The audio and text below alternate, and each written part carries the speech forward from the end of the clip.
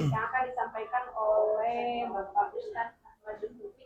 Adanya disilakan. Assalamualaikum warahmatullahi wabarakatuh.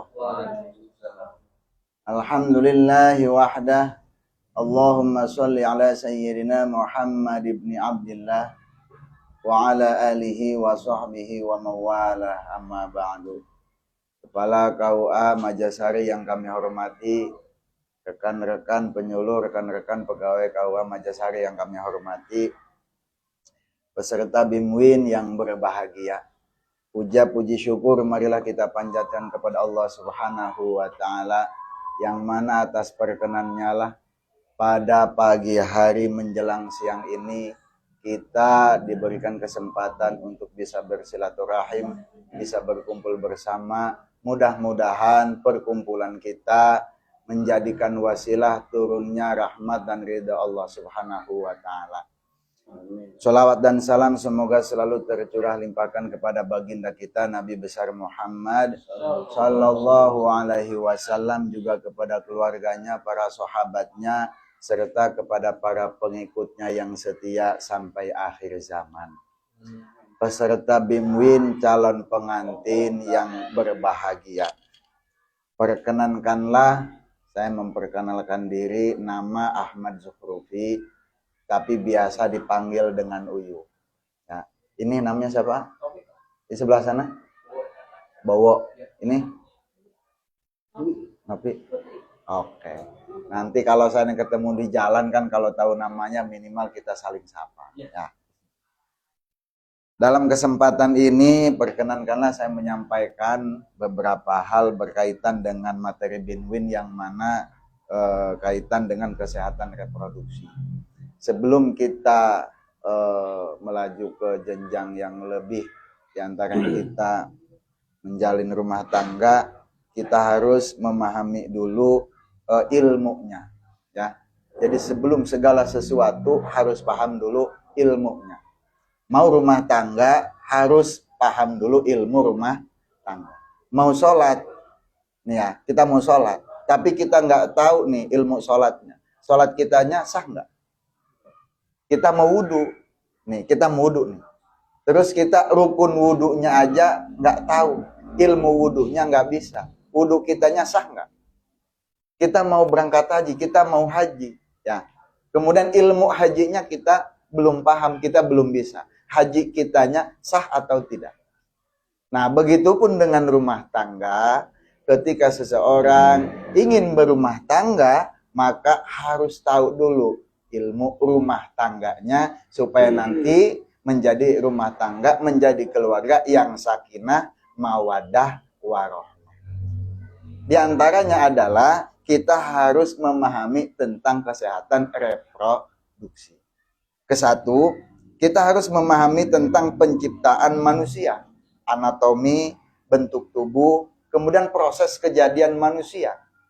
Kalau seandainya kita sudah paham dari awal nih, manusia ini sebenarnya dari apa sih terbentuknya, diciptakannya dari apa, supaya nanti kita tahu posisi masing-masing. Lalaki seperti kia, awewe seperti gini.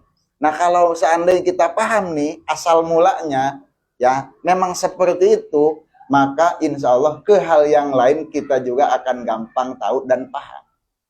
Ya, para ulama sering mengatakan man arofa nafsah faqad arofa robbah. Barang siapa yang memahami dirinya, paham itu kan bukan hanya tahu, betul nggak? Kalau tahu, saya lihat tuh itu daun warna hijau, saya tahu hijau. Tapi kalau seandainya paham beda, kenapa daun itu bisa hijau, kemudian bagaimana dia bisa hijau, kemudian fungsinya apa saja, kenapa dia bentuknya seperti itu. Nah, itu berarti paham.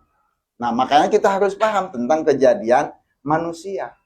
Ya, manusia dari apa? Manusia yang pertama, bonel dari Nabi Adam, oh dia dari tanah. Kita diciptakan dari apa? Oh, kita dari air yang hina.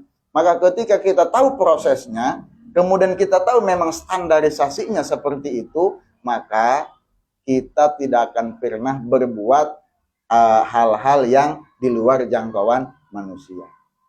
Contoh nanti ke depan kita maksa suami bisa terbang, dia kan nggak punya sayap. Benar nggak? Nah, makanya harus tahu dulu. Dan juga kita yakin bahwa manusia itu laqad khalaqnal insana fi ahsani taqwim. Manusia itu sudah diciptakan dalam bentuk yang sebaik-baiknya, bentuk yang sempurna. Kalau sudah sempurna bentuknya, udah deh, jangan main-mainin lagi deh. Udah hidung kayak gitu itu udah bagus. Udah ini hidung kayak begini, dioperasi segala macam, pengen dimancungin, ngikut-ngikutin orang, ngikutin artis, nggak boleh ya. Gitu. Jadi masing-masing manusia itu udah punya penilaian masing-masing. Menurut saya cantik, belum tentu menurut saya cantik, betul nggak? Nah, pasti ada pasangannya. Makanya harus paham dulu bentuknya, anatominya. Kemudian anatomi tubuh kita juga harus paham. Apalagi mau menikah. Ya. Kalau seandainya kita sudah tahu posisi tubuh, kemudian kita sudah tahu fungsi masing-masing, apalagi nanti ketika kita mau berumah tangga, kita kemudian nanti mau punya anak, kemudian anak kita itu hasilnya dari mana, maka kita pasti akan berhati-hati. Contohnya, ketika kita makan lewat mulut, ya, masuk ke perut. Nah, kemudian kita ingin punya anak. Ketika kita punya anak, tentu saja kalau laki-laki itu ada yang namanya air mani. Kemudian ada indung telur dari perempuan. Nah, dari mana air mani tersebut? Itu hasilnya dari sari makanan. Dari sari makanan yang dimakan. Kalau seandainya pengen anak yang soleh dan soleha, jaga makanannya.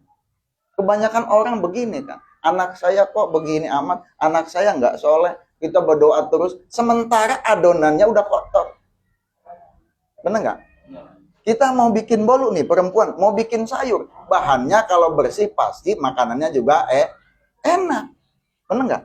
Kita mau bikin pais, bahannya bersih, higienis, ya kan? Udah pokoknya pilihan, paisnya pasti enak.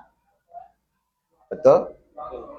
Begitupun ketika nanti kita berumah tangga, menikah, nanti punya anak. Pahami bentuk tubuh, oh dari sini tuh, oh itu kita punya anak dari air mani. Sehingga ketika kita nanti berkeinginan mau punya anak, kita semua pasti punya ingin anak yang soleha. Maka jaga makanannya. Karena memang bentuk kita ini seperti ini diciptakannya oleh Allah. Dari sini, dari makan. Kalau seandainya makanannya baik, maka kesininya pun nanti akan baik. Dari ke air maninya pun akan baik. Maka hasilnya pun pasti akan baik. Makanya pahami anatomi tubuh kita masing-masing. Ya, di YouTube juga banyak, silahkan pahami masing-masing. Ya. Kemudian yang kedua, menjaga kesehatan reproduksi kita. Ya kalau laki-laki reproduksinya seperti itu, perempuan seperti itu. Ya, cuman itu harus dijaga supaya selalu sehat. Ya, kita masing-masing sudah paham, kita pakai anduk yang bersih, ya, pakai celana dalam yang bersih, ya. Jangan sampai nanti ini mah ada borongan pekerjaan suaminya di sana, celana dalam saminggu ganti-ganti atau bulukan. Ya. Atau atungkin ngagitar, Pak. Makanya harus dijaga. Perempuan juga sama. Kalau seandainya sedang datang bulan, ya, jadi yang namanya pembalutnya ya, itu harus rajin diganti. Ya, Bu Ilma ya. Berapa hari itu digantinya? Sehari 3 kali ya? Ya, ya masa poeng ngestabrak ya. Nah, tergantung banyak tidaknya. Saya banjir mana? Isulang ya. Takutnya seperti ini, ada yang perasaan cina, udahlah sayang, molidi hok cina terganti, padahal itu akan jadi penyakit. Takutnya ya seperti itu, makanya perlu dibimbing supaya kita pada paham. Jaga tuh. Kalau sudah kena penyakit, ada kanker rahim segala macam, boleh nggak itu berhubungan kalau lagi atau nggak boleh? Boleh ya. Nah, ada di depan nanti, makanya perlu disampaikan. Gimana itu hukumnya haram. Pengantin baru. Nah, ini juga penting ya. Pengantin baru lagi gitu. Nah, kalau seandainya perempuan pengantin baru sedang haid, ya.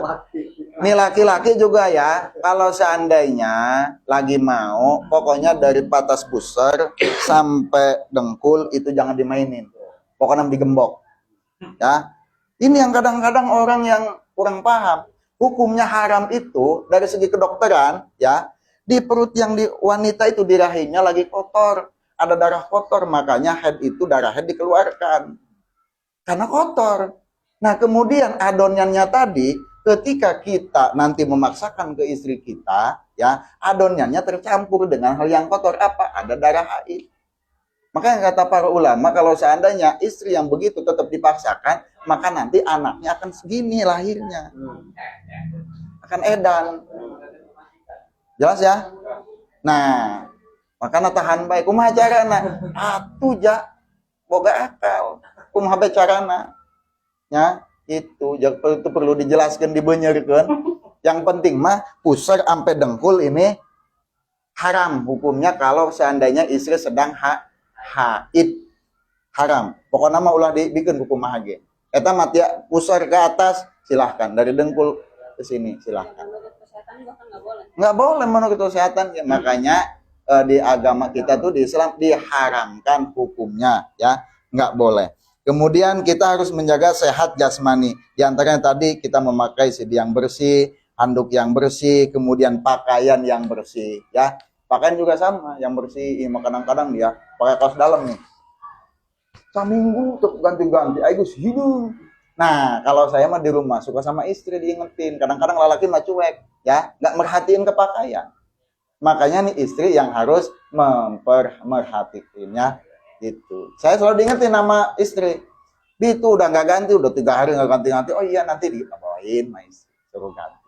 Nah ya, cuman kita juga harus saling perhatian, harus saling mengingatkan.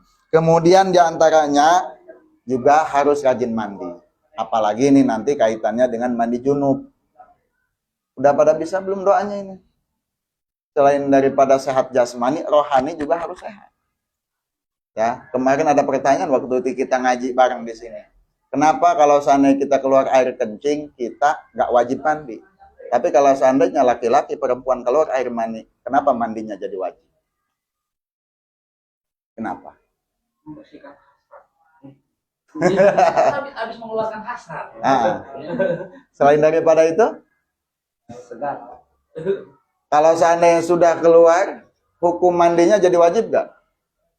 Wajib. Ta'rif wajib itu apa? Dilakukan, mendapat pahala. Kalau seandainya tidak dilakukan, kita mendapat dosa. Berarti kalau seandainya sudah begitu, maka hukum mandinya wajib. Kalau nggak mandi, berarti dia berdosa. Niat mandinya sudah bisa? Udah ya? Neng, udah bisa ya? Nawaitul ghusla. Bahkan tidak harus keluar itunya. Kalau nempel saja tuh antara klitoris dengan apa? Vagina. Dengan punya ya. Iya. Itu tanpa keluar pun itu. Iya. Kalau seandainya helmnya sudah lebih, kalau baru nempel dong belum Pak. Kita asal parji. Iya. Nempel saja. Nawaitul ghusla li rafil hadasil akbari an jamil badani fardhu lillahi ta'ala. Ini wajib. Ya makanya kita perlu bimbing, takutnya belum pada bisa, nanti kita yang berdosa semua. Ya, kalau belum bisa tanyakan aja Pak belum bisa. Ini wajib hukumnya. Japri ya. Nah, kalau seandainya kita mandi, nah sekarang banyak nih perempuan yang kadang-kadang pakai kutek. Kadang-kadang banyak yang pakai ininya apa? Cat rambut, ada lagi yang ininya dicat. Ya. Kalau seandainya nanti sulam ada yang dicat juga. Sulam alis namanya. Oh, ada. Nih contoh pengantin baru pakai kutek. Sok air pakai kutek kan? Iya. Pas gitu kan dia kebetulan lagi nggak haid. Malamnya kan dengarkan pengantin barunya kan. 3 hari, 2 hari, 5 hari. Pas waktu kemudian mandi ininya nggak bersih. Dia pas waktu pagi-pagi mandi aja. Ternyata di sininya ada kutek. Mandi wajibnya sah nggak? Tidak. Kenapa? Airnya. Karena iya masih pakai itu kan kita boleh Uh-uh. Karena airnya tidak tembus. Yang menjadi persyaratannya itu adalah airnya harus merata ke seluruh tubuh. Itu perlu diperhatikan. Silakan aja kita lihat orang-orang di sekitaran sana yang ini pakai ini, ya kan? Sedangkan kalaupun belum menikah Pak Haji, yang namanya laki-laki perempuan sudah dewasa, sebulan sekali itu pasti mimpi kuda-kudaan. Nah, kalau ada kutek yang bisa tembus tembus air ya. Oh bisa. Jadi Haina, saja. haina. Bukan Merek. hanya henna, ada Ah. merek-merek tertentu tuh yang di situ googling saja yang bisa tembus air lah gitu. Iya. Macam henna atau pacar loh dalam ini. Kalau tembus air mah nggak jadi masalah sih, ya. Cek. Rasa juga sih kalau yang Nggak tembus, mah. Kayak cat gitu ya. Iya. Pokoknya itu harus diperhatikan ya. Jangan sampai nanti ketika pas waktu mandi airnya terhalang. Ya. Ya, sama juga. Make up sama ini make up ini juga nih kadang-kadang Nah, itu harus diperhatikan ya. Nah, itu kewajiban suami. Selain daripada itu, takut istrinya juga belum bisa baca Quran, belum bisa sholat, ajarin. Tapi kalau seandainya istrinya yang lebih pintar, kayaknya Neng mah lebih pintar ya. Tanya nanti ke suaminya, udah bisa belum? Sharing aja sharing. Kan tadi tuh kita kalau berumah tangga kita saling melengkapi. Kalau melengkapi itu berarti ada yang kurang dilengkapi. Gitu. Nggak semuanya laki-laki itu kemampuannya, pemikirannya lebih dari wanita, tidak.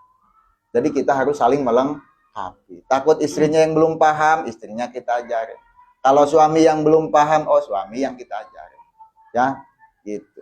Supaya nanti bahagia dunia dan juga akhirat. Selanjutnya juga berkaitan dengan wudhu. Ini masih kaitan dengan kebersihan, menjaga reproduksi. Kenapa? Karena dengan berwudu kita nanti akan tenang. Ketika kita tenang, ya, maka nanti kejalinan semua kita seluruh tubuh kita juga akan tenang. Selain tenang, selain sehat secara jasmani, rohani juga kita akan sehat. Orang yang berwudu itu akan terhindar dari godaan setan. Ya. Saya baca-baca artikel rata-rata kiai-kiai besar di kita, kiai besar dan juga dulu para wali, itu mereka menjadi ulama, diantaranya adalah dawam wudu. Ketika wudu batal, wudu lagi. Wudu batal, wudu lagi. Jadi seperti itu ya, supaya kita selalu bersih. Ya, supaya kita selalu bersih. Beda yang sering wudu mukanya juga bercahaya. Walaupun black tapi black sweet gitu. Enggak blackboard. Yang enggak wudu mah kelihatan. Blacknya tuh blackboard. Blackboard. Hidup blackboard.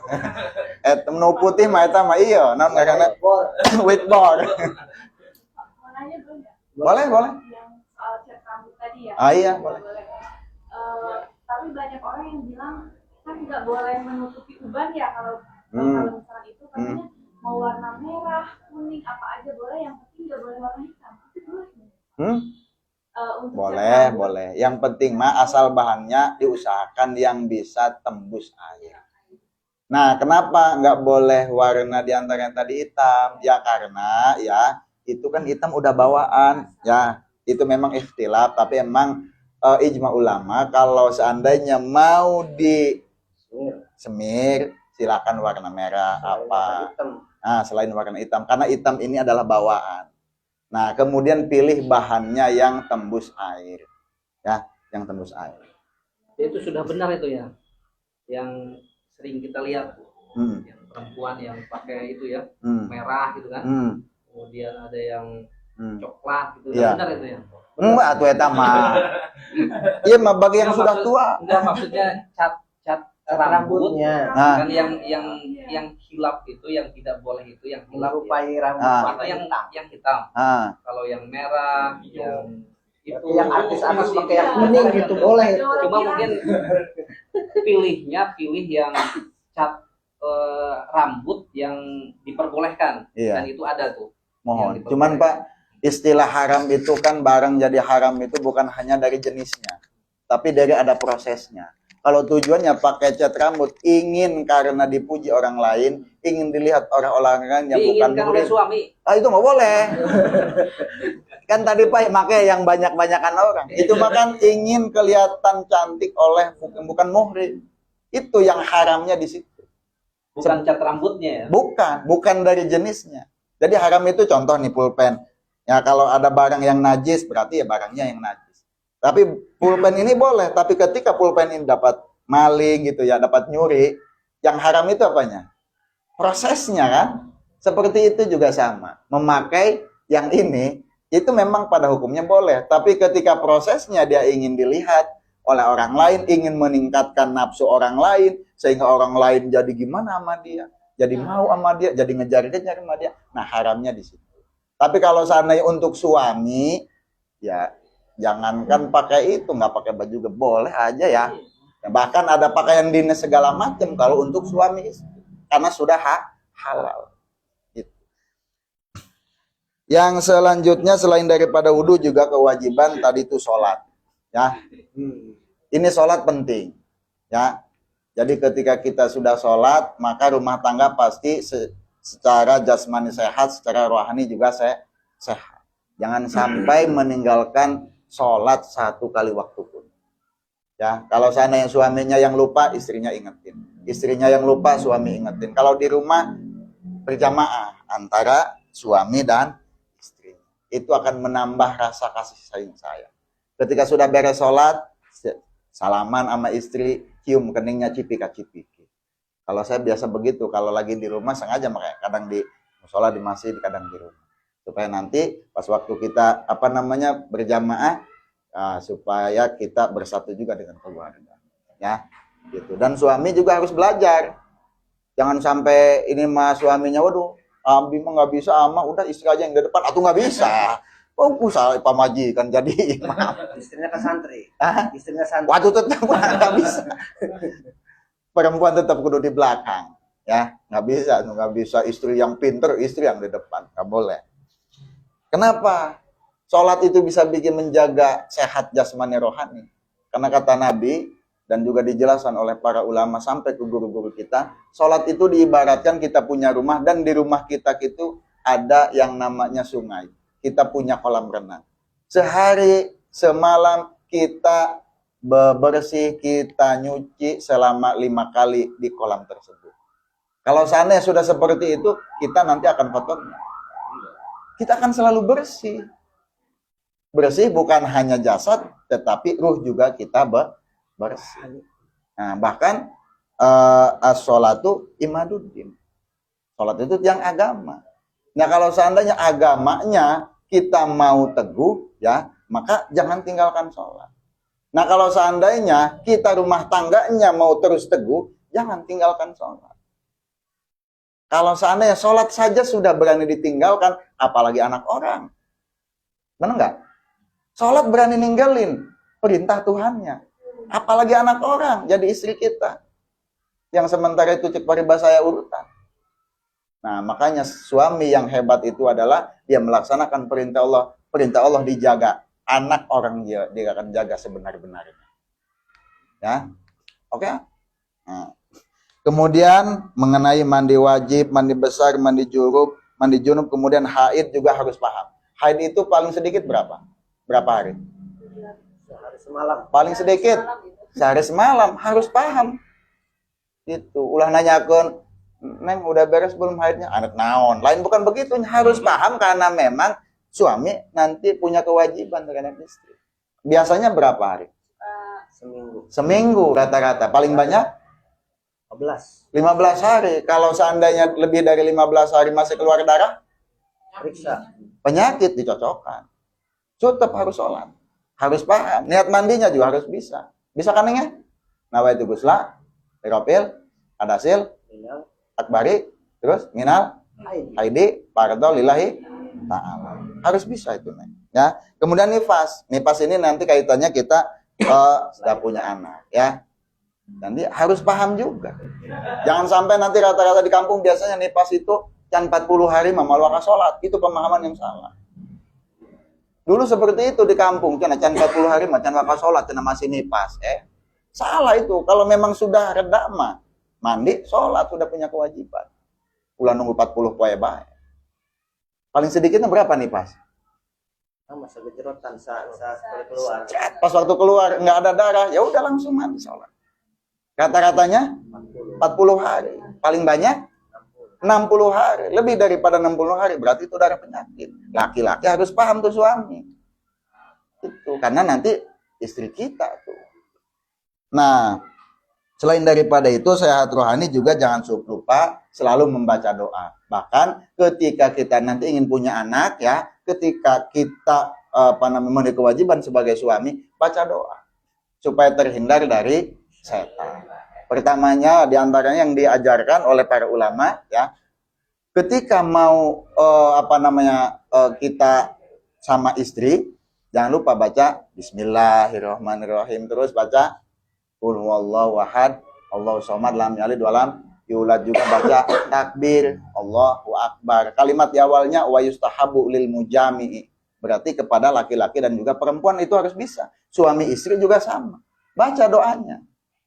Ya, Bismillahirrahmanirrahim, terus Qul huwallahu ahad, Allahu somad, lam yalid walam yulad walam yakul lahu kufuwan ahad, terus baca Allahu akbar 1 kali. Supaya setan ya enggak ikutan. Supaya setan nggak ikut-ikutan nanam saham. Supaya nanti pas waktu lahir nggak ada bahasa, dasar dia anak setan. Itu biasanya yang keluar bahasa seperti itu, ya yang di kampung-kampung biasanya, dasar dia anak setan, karena waktu buatnya kecampuran bu setan. Ya, setelah itu juga baca doanya. Apa doanya? Apalah? Belum? Atuh doa mah pendek. Apal tuh yang doa mah? Belajar dulu. Ada yang neng apal doanya? Allahumma